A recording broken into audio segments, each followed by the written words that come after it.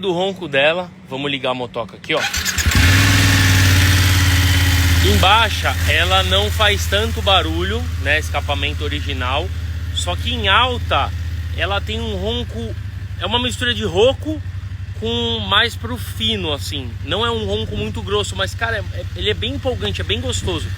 Eu vou acelerar com ela parada, eu acho que vai dar pra ouvir. Se liga aí.